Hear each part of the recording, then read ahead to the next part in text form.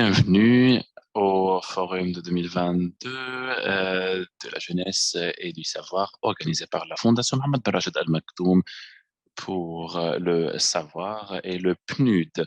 Durant cette session, nous allons parler de la transformation de l'éducation moyennant la technologie avec notre panéliste, Dr Samir Kishore, fondateur du programme et coordinateur du programme Master en robotique à l'Université Middlesex Dubaï.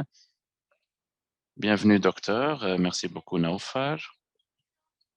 Docteur, il n'y a pas très longtemps, l'éducation était limitée juste dans les livres et l'enseignant, ceci pourrait s'avérer un peu ennuyeux à tout le monde avec ce professeur qui parlait, il parlait, mais avec la technologie moderne qui a reconçu le système éducatif totalement et rapidement. La première question, comment décrire, comment définir le système éducatif aujourd'hui, traditionnel, hybride, comment le décrire? Une très bonne question et nous pouvons juste passer 1 heure en discutant. Il y a beaucoup d'aspects, beaucoup de facettes et ceci dépend du type d'éducation mentionnée, l'éducation universitaire par exemple, et puis avec la licence et la différence d'apprentissage en comparaison avec le lycée aussi, les attentes et les moyens sont différents pour l'apprentissage et l'enseignement et les attentes aussi des étudiants ou des élèves en définissant la forme traditionnelle de l'apprentissage et de l'enseignement comme vous avez mentionné. C'est un moyen unidirectionnel avec l'enseignant, le professeur qui parle d'un certain thème et les étudiants qui passivement écoutent, prennent des notes, mais l'idée fondamentale est de faire attention à ce que dit le professeur pour pouvoir comprendre ce qui est dit.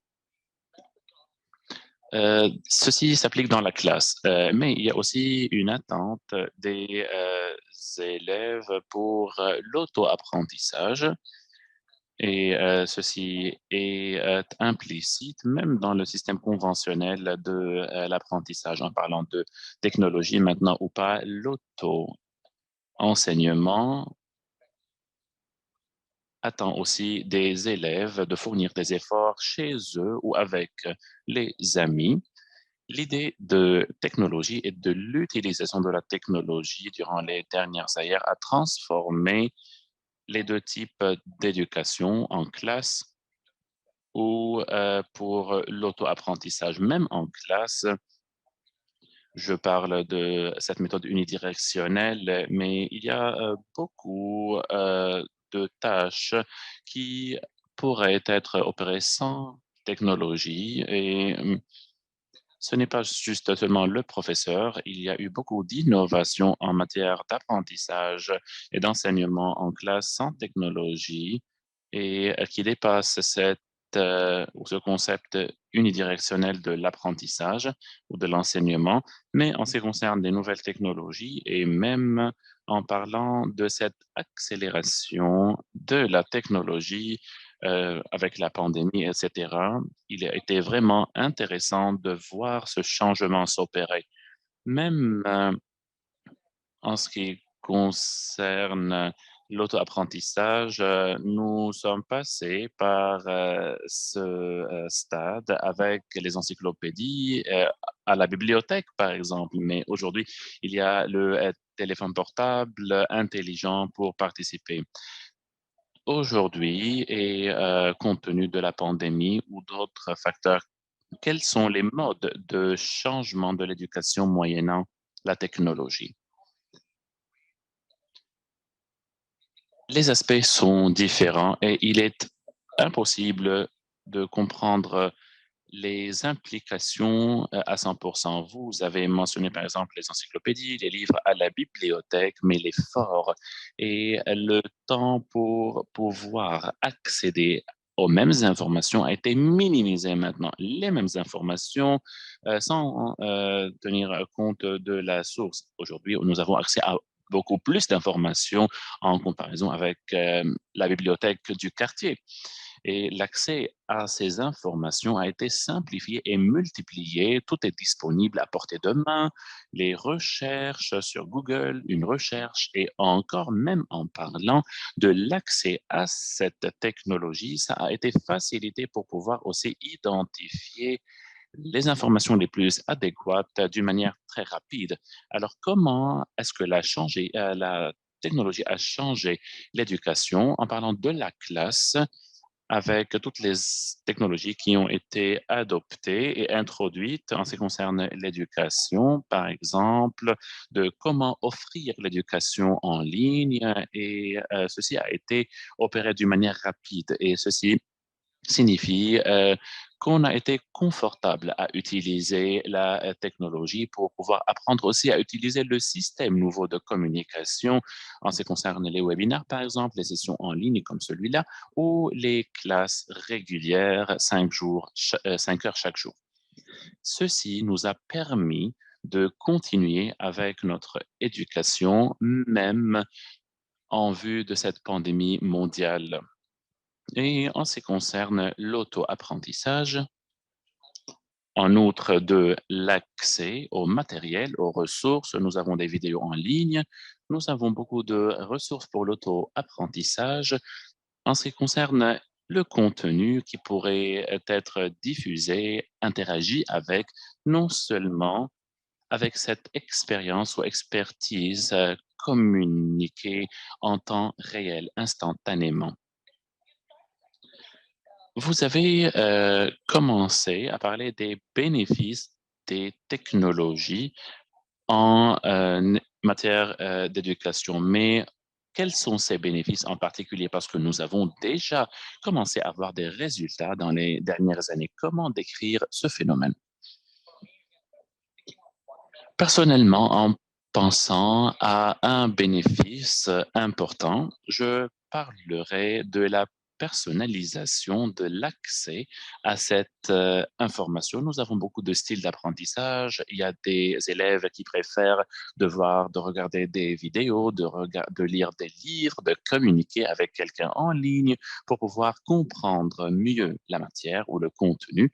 La technologie a permis à toutes ces approches de pouvoir être utilisées adéquatement en parlant par exemple de cet accès à certaines vidéos à la bibliothèque. Alors, il ne faut pas sous-valoriser le rôle de la bibliothèque, par exemple. Aujourd'hui, avec la technologie qui facilite à chaque élève de décider et de comprendre leurs préférences, leur approche qu'ils préfèrent. Certaines personnes préfèrent la lecture, d'autres la vidéo, d'autres qui ont des difficultés à lire une grande partie de texte et ces personnes préfèrent d'écouter ces informations. Alors, ceci facilite votre compréhension du concept et ceci est acceptable et accessible avec cette technologie. Docteur Samir, il y a beaucoup de types ou de profils d'élèves, des élèves qui ne peuvent pas se focaliser, se concentrer pour plus d'une heure. Il y a des élèves qui ne veulent pas juste écouter quelqu'un qui parle pendant 2 heures et eux qui prennent des notes. Alors, vous avez parlé de ces moyens d'apprentissage et chaque élève doit faire le choix. Très intéressant. Maintenant, en ce qui concerne une des composantes de cette éducation, les enseignants, comment utilisent-ils la technologie? Avons-nous besoin de former les professeurs pour qu'ils et elles soient capables d'utiliser les technologies éducatives? Bien sûr, si nous acceptons le concept partiellement ou totalement en parlant d'application technologique sur l'éducation et à un certain niveau, les enseignants doivent inévitablement accepter la technologie parce que sans la technologie, qui ne va pas disparaître, l'éducation ne va pas être pérenne. Il y a bien sûr des avantages de l'éducation traditionnelle, mais nous ne pouvons pas négliger le confort et l'avancement dans ces approches qui reposent sur la technologie. Nous parlons de la pandémie qui a refaçonné notre concept de l'éducation. Nous avions des vidéos, des cours en ligne, Coursera, Udemy, etc. Mais comment adopter cette technologie à l'échelle mondiale? Les universités, les écoles ont dû accepter ce concept technologique pour commencer des classes en ligne. C'était un miracle. Et ceci nous a montré que les enseignants avaient dû avoir cette atout technologique pour utiliser la technologie. Nous pensons aussi de comment utiliser la technologie d'une manière plus efficace. Et les personnes découvrent et tâtonnent aujourd'hui, même moi aussi, en parlant de de ce potentiel de revenir à la classe en présentiel, mais sans négliger les technologies. Il y a bien sûr des méthodes pour adopter ces technologies d'une manière efficace pour pouvoir économiser du temps, de l'effort, de l'énergie, non seulement en faisant ceci et en effaçant les 2 dernières années. Ceci n'est pas juste et ceci est un gaspillage de la connaissance adoptée. Alors, je vous motive, je vous encourage à penser à comment former les enseignants, les professeurs à utiliser ces méthodes technologiques émergentes aujourd'hui. Oui, des classes en ligne, pourquoi pas, mais la réalité virtuelle, euh, l'apprentissage de la machine, l'intelligence artificielle, comment utiliser tous ces composantes en classe pour pouvoir éduquer les éducateurs à comment utiliser ces outils de manière efficace pour eux-mêmes et pour les élèves. Vous avez répondu à ma question qui était quelles sont les technologies émergentes qui pourraient être adoptées en classe. Et ce que nous mentionnons, les vidéos, Zoom, réalité virtuelle, si nous pouvons faire une liste, les énumérer, ceci pourrait être bénéfique aux participants. Avant d'y répondre, si vous avez un commentaire, etc., n'hésitez pas à m'interrompre. Non, non, au contraire, c'était très intéressant, vraiment fascinant, mais il y a des questions et des commentaires, alors allez-y. La question est intéressante et elle me fait penser aux technologies utilisées parce que nous, maintenant, avons l'habitude d'utiliser, par exemple, PowerPoint et les diapositives à tel point que nous oublions que ceci fait partie des outils technologiques aussi utilisés. Mais en parlant de la technologie émergente, comme par exemple ces outils qui ne sont pas en phase recherche, mais qui n'ont pas été commercialisés 100%. Par exemple, la réalité virtuelle, l'intelligence artificielle, je vais détailler ces éléments. Et en parlant, par exemple, des sciences informatiques, la robotique, la matière que j'enseigne à l'université. Vous n'avez pas besoin d'être expert en robotique pour juste le master en robotique, mais ceci pourrait constituer une plateforme pour d'autres sciences informatiques et d'autres spécialisations. En parlant de la réalité virtuelle, pour introduire ce concept, alors je viens d'un background de réalité virtuelle et ma thèse de doctorat est l'application de la réalité virtuelle dans différentes disciplines. La réalité virtuelle dépend d'un certain casque que la personne met pour vous transporter à un autre monde différent du monde physique et ceci pourrait générer des changements, des perceptions différentes avec cette émotion d'être présent. Docteur, donnez-moi le meilleur exemple d'application de la réalité virtuelle en éducation. Imaginons cet exemple ensemble. Je vous donne un exemple rapide. Nous avons vu l'utilisation de la RV en biologie au lycée.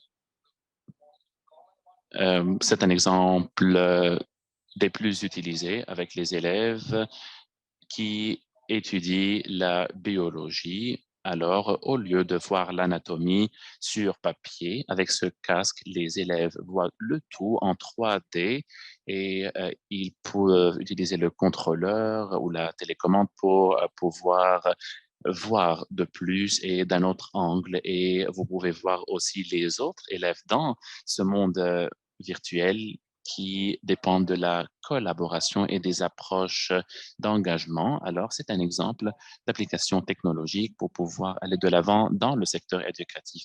Docteur Samir, je me rappelle cet exemple que vous connaissez avec la dissection de la grenouille en classe.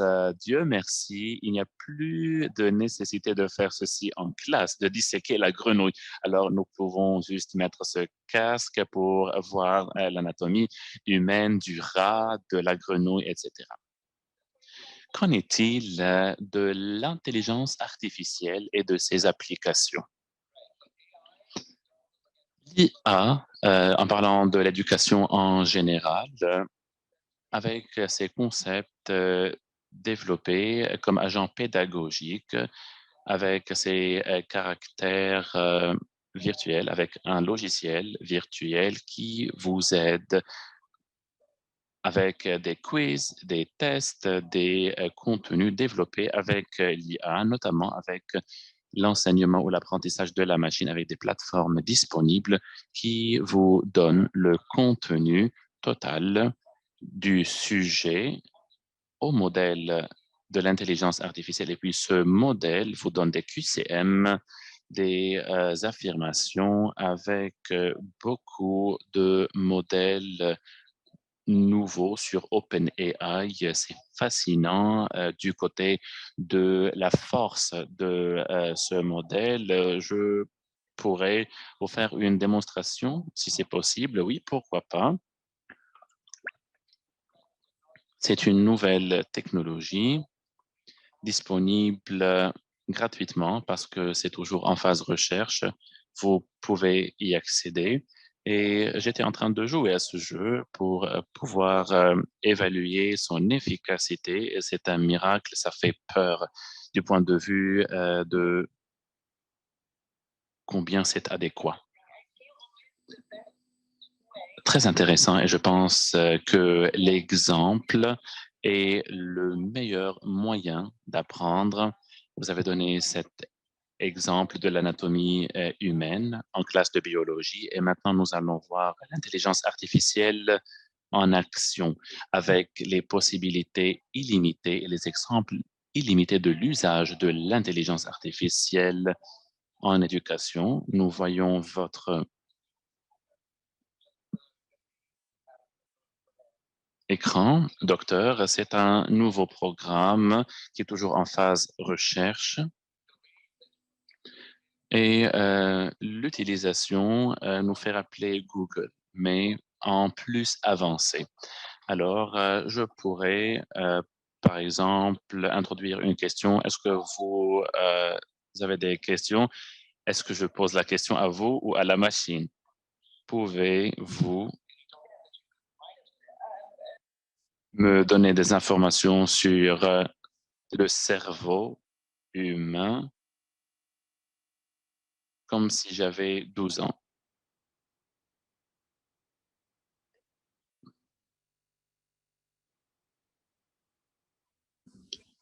Comme vous voyez, la réponse,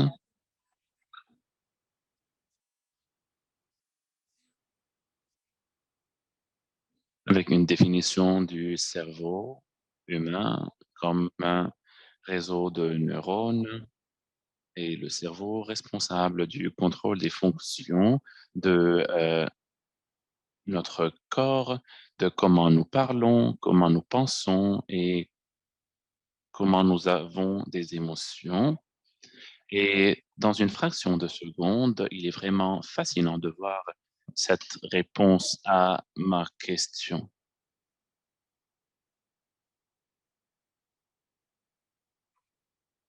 Pouvez-vous énumérer les fonctions du cerveau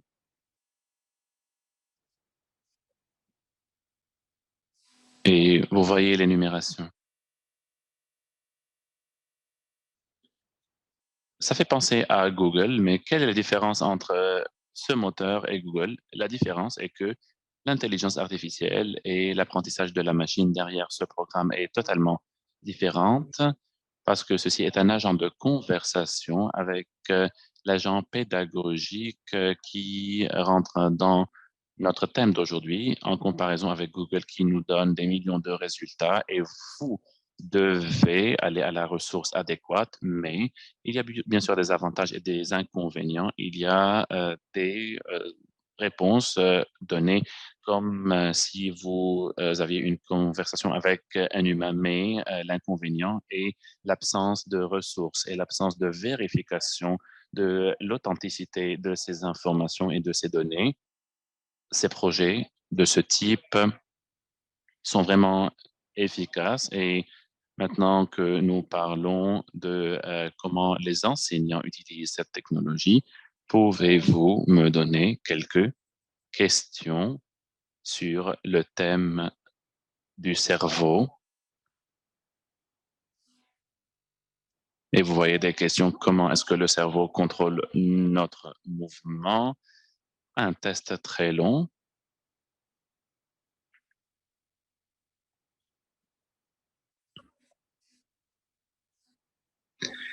Et maintenant, ceci économise de l'énergie et du temps pour les professeurs. Vous voyez même des QCM.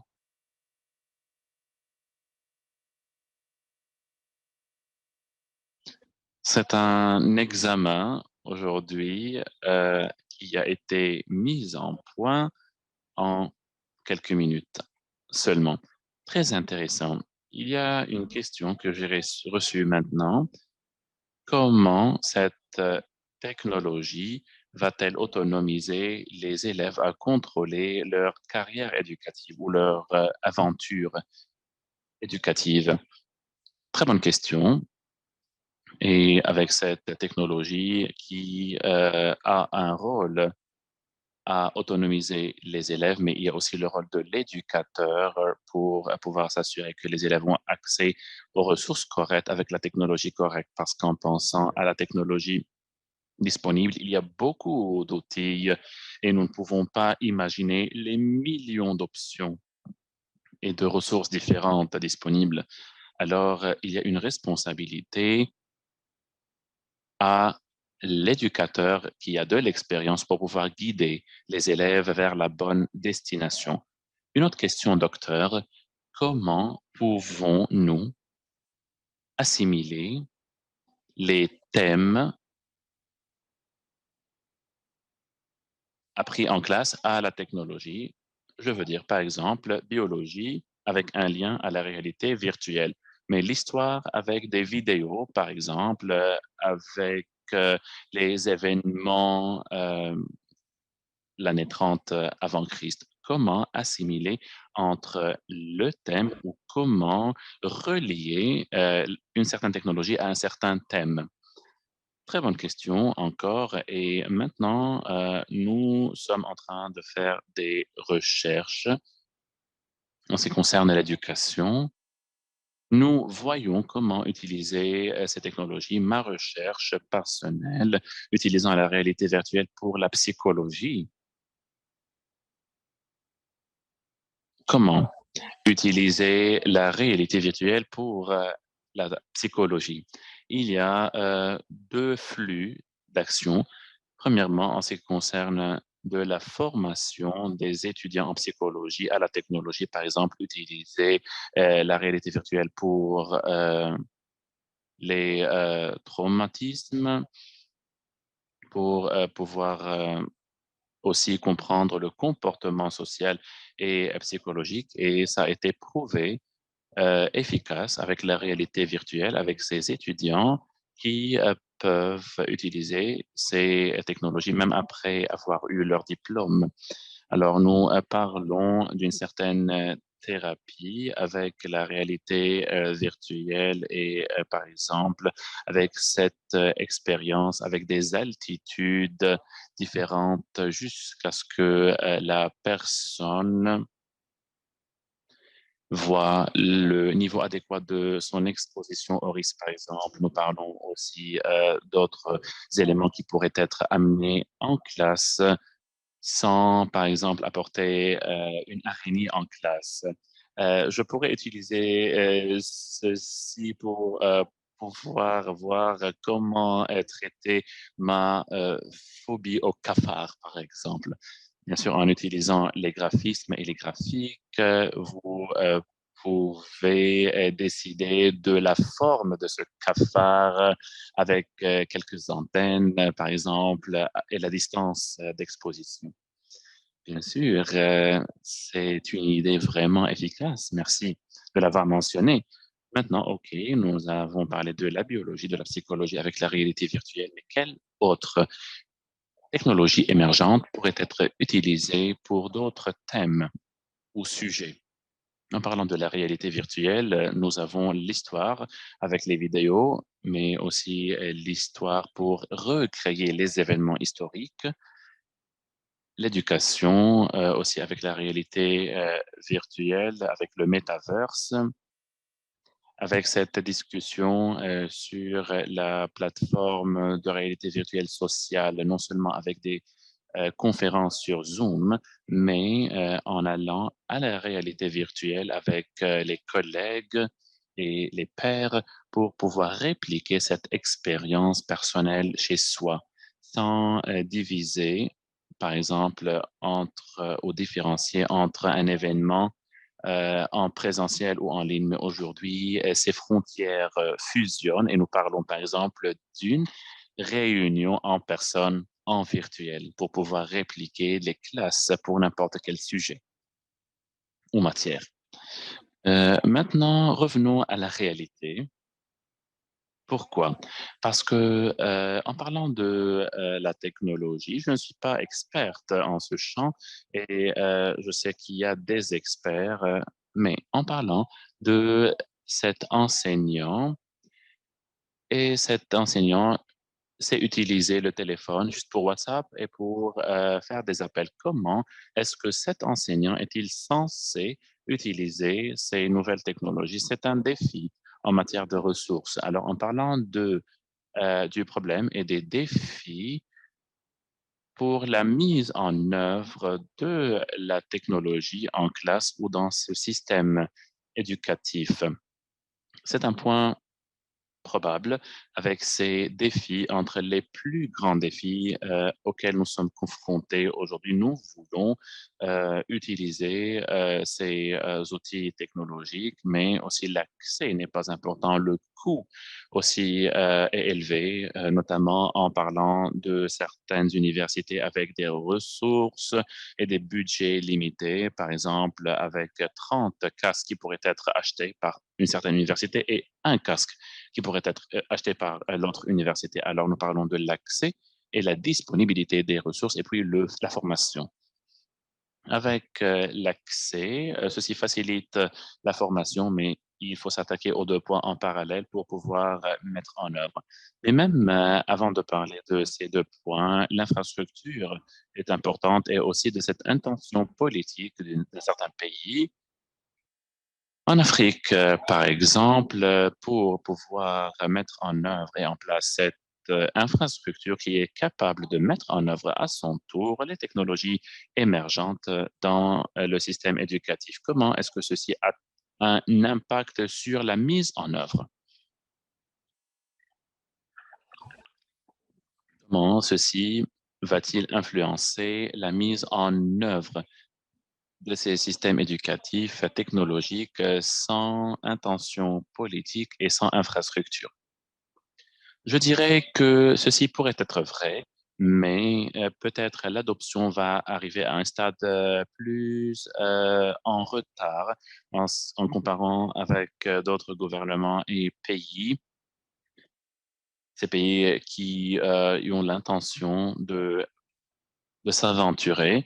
Alors ces pays vont être devant vont être les pionniers et les autres pays vont juste suivre ce modèle et ces pays vont le faire quand cette technologie va être disponible. En parlant de téléphone mobile, avec le commencement, peu de gens avaient cet outil, puis plus de gens, et maintenant nous parlons de téléphones intelligents, de smartphones à la portée de tous. Alors aujourd'hui, il y a un accès à cet outil à différentes latences, mais bien sûr, il y a question d'infrastructure et aussi du pouvoir d'achat en ce qui concerne de la technologie émergente qui est à coût élevé, mais avec la facilitation et la scalabilité de cette technologie, ceci va faciliter l'accès et va réduire le coût. Comment interagir ensemble? Nous avons par exemple des programmes éducatifs qui sont faciles de transformer pour l'utilisation technologique. Je ne pense pas. Avec la technologie et l'intégration de la technologie au programme éducatif, il faut penser à comment utiliser et bénéficier de cette technologie pour plus d'efficacité en ce qui concerne la pandémie et cette situation d'urgence. Et juste en un laps de temps d'une semaine avec le changement et la transformation de la classe, de classe physique en classe en ligne. Mais 6 mois après, nous nous sommes rendus compte des outils comme Padlet, les outils de collaboration en ligne, Kahoot par exemple. Il y a beaucoup d'outils en ligne qui pourraient être utilisés pour améliorer l'enseignement et pour pouvoir répliquer le programme ne va pas être de cette grande efficacité vu les opportunités de la technologie et comment pouvoir personnaliser le contenu pour pouvoir bénéficier de cette technologie. En revenant aux outils que vous avez mentionnés, je ne les connais pas, mais apparemment, ce sont des technologies émergentes pour être utilisées en classe. Ces outils étaient en ligne même avant la pandémie et il y a beaucoup d'outils qui ont été développés durant la pandémie parce il y avait cette nécessité des enseignants pour des plateformes de tests, par exemple, d'examen avec 60 élèves et un certain quiz, par exemple, parce que en classe, ceci dépendait d'un vote à main levée. Mais pour pouvoir dire que la majorité préfère faire ceci ou cela, mais en ligne, il n'y avait pas des plateformes de la sorte. Alors, comment pouvoir opérer un sondage en ligne? Ce n'était pas vraiment facile. Et non seulement pour faire ce sondage, mais aussi pour poser des questions relatives au contenu avec des compétitions, par exemple, pour voir quel élève excelle plus que les autres, quel élève a plus de questions correctes. Fascinant, vraiment fascinant. Mais quelles sont les compétences en parlant de résultats? Nous avons découvert le système éducatif d'aujourd'hui et comment aller en parallèle avec la technologie, avec les technologies émergentes que nous avons découvert, les défis aussi. Mais maintenant, qu'en est-il des résultats?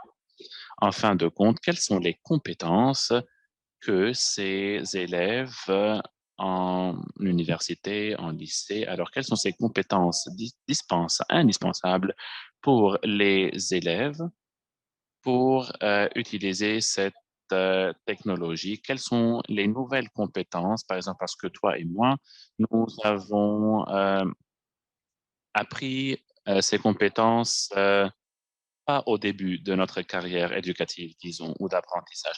Aujourd'hui, avec l'évolution très rapide de la technologie, peut-être prédire n'est pas facile, mais ceci facilite la compréhension des points les plus importants, la flexibilité et l'acceptation du changement, la non-résistance au changement. Et en parlant, par exemple, du codage et de comment utiliser la technologie de manière efficace par les élèves avec l'accès aux ressources, mais pour les élèves, il faut qu'ils comprennent le changement, adopter le changement et s'adapter au changement. Et je pense que ces points sont parmi les plus importants en ce qui concerne une nouvelle technologie et avec l'anxiété devant ce changement. Je ne sais pas comment opérer cette technologie, juste dites-moi quel bouton presser, ça va, ou appuyer. Et ceci et en parallèle ou en opposition à la volonté d'apprendre. Et en ce qui concerne les 20-25 années à venir, prédire est impossible en ce qui concerne la vie de tous les jours, mais pour pouvoir adopter ce changement, il faut s'adapter au changement avec toute la flexibilité, la pensée critique vis-à-vis de ces technologies auxquelles il faut faire attention en ce qui concerne de la construction et du façonnage de la personnalité des élèves pour pouvoir aller de l'avant avec ce changement incessant. Franchement, c'est pour cela qu'il doit être des priorités des programmes de former les enseignants à traiter avec les élèves et les étudiants d'aujourd'hui complètement différents de la génération précédente. Il n'y a quasiment pas de similitude. Et il y a une question d'un participant.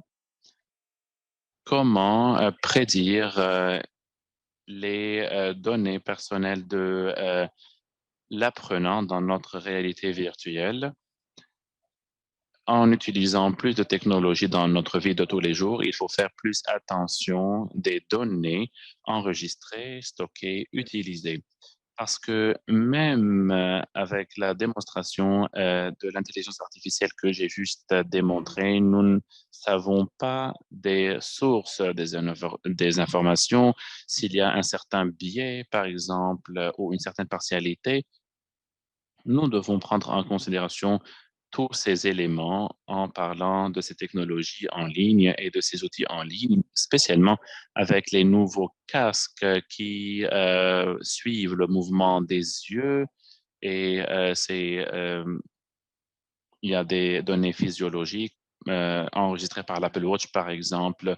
Il y a beaucoup de données, non seulement personnelles, qui sont rentrées ou entrées dans le système, mais il y a aussi le mouvement des yeux, les battements du cœur, etc. Et il faut nous assurer de la bonne utilisation de ces données. Il y a un autre point de la même importance. Devons-nous avoir peur de cette nouvelle technologie et de son utilisation pour des fins éducatives ou devons-nous changer les législations à travers la pression sur les législateurs pour pouvoir promulguer des lois pour la protection de tout le monde?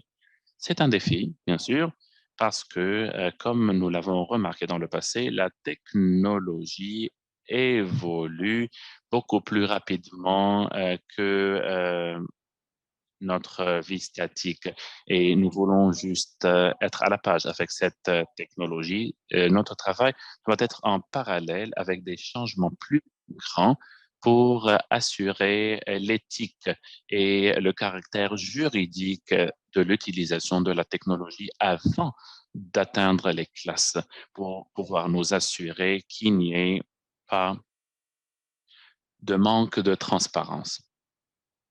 Et pour pouvoir protéger les étudiants et les élèves en bas âge, par exemple. Et une autre question reçue, pouvons-nous définir le coût d'estimation pour pouvoir mettre en œuvre cette technologie dans les systèmes éducatifs? C'est une question de M. Shadi Hassouna. Parlons-nous de la réalité virtuelle? Je pense que si. La réalité virtuelle, il y a un coût initial pour l'équipement, pour pouvoir équiper la classe ou l'espace avec cette salle de réalité virtuelle, mais en pensant du progrès depuis 2017 à aujourd'hui, le changement est très grand. Je me souviens de ma recherche, j'ai utilisé des casques de 2 kilogrammes, inutilisables pour plus de 15 minutes, avec des crampes au cou. Mais aujourd'hui, il y a beaucoup de casques sans fil. Vous pouvez les mettre pour pouvoir même jouer chez vous ou en dehors de votre maison avec l'évolution des smartphones, de l'iPhone par exemple, avec plus de résolution et avec des coûts limités. Alors le coût n'avance pas, mais la technologie avance. Et il y a cette technologie intégrée dans les casques, par exemple, avec des mises à jour. Aujourd'hui, je ne peux pas définir de coût en chiffres, mais ce chiffre va baisser avec l'utilisation plus efficace de la technologie. Mais il doit y avoir une nécessité d'un certain budget, bien sûr, pour les institutions pour mettre en œuvre ces technologies. Il y a beaucoup d'élèves, d'étudiants, et nous ne parlons pas seulement d'un écran pour une classe, mais pour tous les élèves, et ceci pourrait élever le coût. Mais dans ce budget, il y a aussi de l'expertise, de l'expérience, parce que avec 20 casques aujourd'hui, vous avez besoin d'appui d'un expert de maintenance pour pouvoir assurer la durabilité de ces casques achetés, et bien sûr des formateurs, bien sûr. Parce que nous parlons de technologies nouvelles introduites et incorporées en classe. Qu'en est-il de la dimension sociale de la technologie dans les sociétés arabes et qu'en est-il de l'effet néfaste d'isolement, par exemple, de ces élèves chez eux? C'est une question de docteur Sabri. Je pourrais paraître comme une personne qui motive à l'adoption de la technologie en classe, mais en même temps, il faut faire attention à ces détails avec la recherche psychologique aussi. L'isolation ou l'isolement social, en parlant même des réseaux sociaux, avec les jeunes adultes toujours occupés avec TikTok, Instagram, avec cet isolement social, et plusieurs recherches ont été conduites. Alors, ces personnes pourraient avoir beaucoup de personnes sur les réseaux sociaux, mais peu de gens avec qui interagir dans la vie réelle. Mais c'est un point qui a besoin d'études sur le long terme pour pouvoir comprendre cette dimension avec ce potentiel d'effet négatif de ces technologies, mais il faut incorporer ceci dans notre moyen de contrôler les choses, non seulement pour remplacer la méthode actuelle d'apprentissage, mais de l'améliorer seulement. En parlant des États comme les Émirats, par exemple, qui adoptent la technologie, qui ont déjà le metaverse, nous pouvons passer du temps, et des pays de la sorte qui sont enthousiastes à utiliser la technologie comme en Occident. Mais en Afrique, les priorités changent, et même si c'est une priorité, le budget manque. Jusqu'à quelle étendue est-ce que l'utilisation de la technologie, par exemple, dans certaines régions du monde, est-ce que ceci pourrait euh, créer un fossé entre les pays? Bien sûr, il y aura des différences en ce qui concerne de l'accès, en parlant de l'exemple de l'anatomie, par exemple, la dissection de la grenouille, et de recréer les événements historiques en réalité virtuelle pour pouvoir aussi comprendre comment traiter les phobies, etc. Et ceci utilise une valeur expérimentale, et ce n'est pas juste un livre qu'on lit, mais une expérience qu'on vit avec une certaine création de cette expérience. Ceci est un plus-value à l'éducation, mais en parlant du manque, je ne peux rien dire en définitif. Nous avons besoin de recherche, de chiffres, mais pour moi, il y aura une certaine différence entre les élèves qui ont accès à cette technologie et d'où ils ont accès à plus de richesse en matière de données et d'informations. Je sais que vous avez dit que vous ne pouvez pas prédire l'éducation d'ici 15-20 ans, mais j'insiste, pour notre imagination, comment voyez-vous le système éducatif évoluer d'ici 10 ans avec les changements sur le long terme? Normalement, en émettant ces prédictions, nous voyons les changements durant les 10 dernières années, mais ces changements ont été vraiment rapides euh, maintenant, en parlant des 10 dernières années, en comparaison avec les années 2000 ou les années 90. Mais ce que j'ai pu remarquer en matière de changement est l'accès à l'auto-apprentissage que nous avons mentionné, et ceci va être plus important même maintenant avec ces classes en ligne qui sont enregistrées. Et puis, l'élève pourrait y avoir accès du confort de leur maison avec cet accès aux agents de réalité virtuelle et les robotiques aussi qui deviennent plus accessibles, et les élèves vont avoir du temps pour eux-mêmes pour pouvoir explorer ces technologies et ces types de médias pour pouvoir comprendre le concept d'éducation. La classe, le concept de la classe va avoir du changement, va évoluer avec des classes en réalité virtuelle, peut-être, pourquoi pas. Mais je pense que le plus grand changement va s'opérer sur l'auto-apprentissage avec les élèves qui auront accès à ces technologies de différentes formes à leur propre rythme. J'ai une idée, je ne sais pas si c'est une bonne idée, mais l'élève pourrait ne plus avoir besoin du professeur conventionnel grâce à cet auto-apprentissage. Comme éducateur, en parlant de ces efforts, je serais content de voir cet élève qui a fourni des efforts pour pouvoir comprendre ce concept que j'essayais d'expliquer. Et si l'élève pourrait répondre à mes questions, je pense que c'est un accomplissement génial.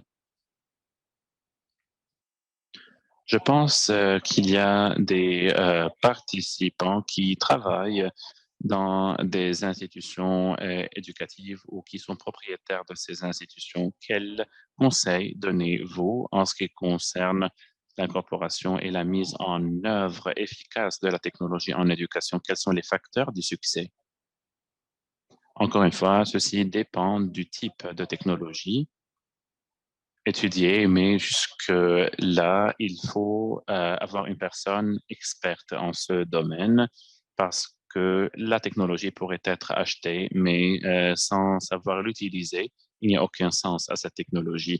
En ce qui concerne l'incorporation de cette nouvelle technologie, si vous avez l'expérience, l'expertise, les formations, les gens qui connaissent comment accepter, utiliser cette technologie en classe, je pense que l'appui va être compréhensif à ce point pour pouvoir intégrer la réalité virtuelle en classe de biologie de manière efficace. Je pense que c'est l'appui demandé et non seulement nous focaliser sur l'autre école qui a déjà équipé son laboratoire et nous voulons juste faire la compétition sans savoir comment l'utiliser, sans savoir utiliser la technologie ne va servir à rien. Docteur, parlant du changement de l'éducation et des institutions, pensez-vous que le lieu de travail va changer aussi pour pouvoir être adapté et pour offrir une adaptabilité à ces compétences technologiques éducatives par l'élève? Je pense que oui. En parlant de ces technologies émergentes, nous parlons d'un changement, d'une étendue qui dépasse seulement les institutions éducatives.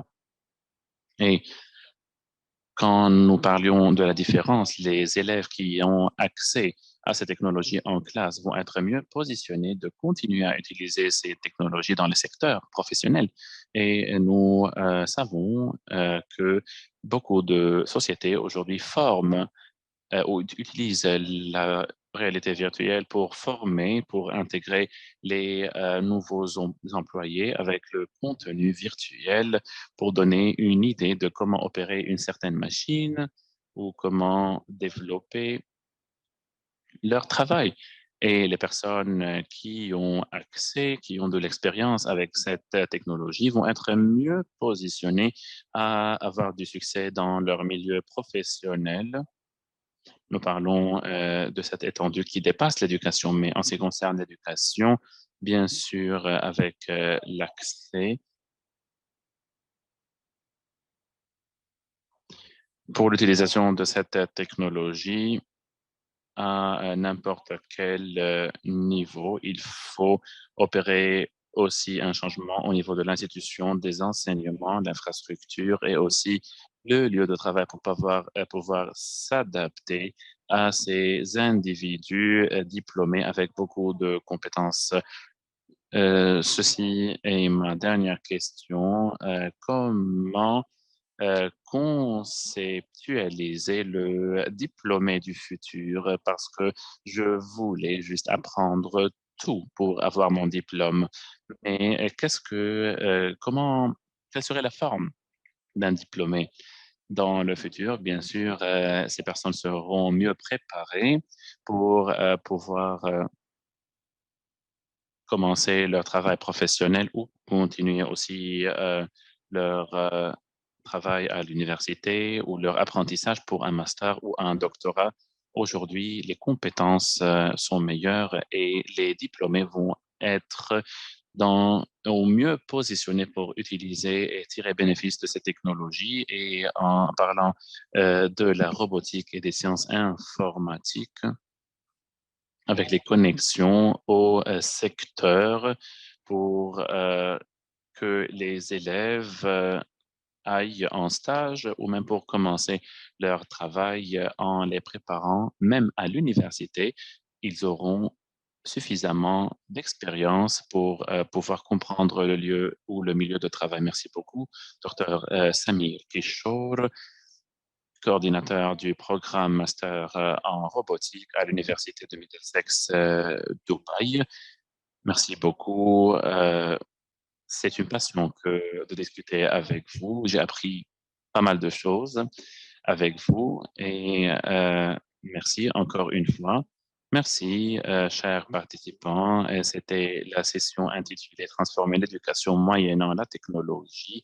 Merci grand à la Fondation Mohamed Ben Rachid Al Maktoum pour le savoir et le PNUD et les organisateurs de ces sessions et du forum de 2022 pour la jeunesse et le savoir. Merci beaucoup, chers participants. Merci pour les questions.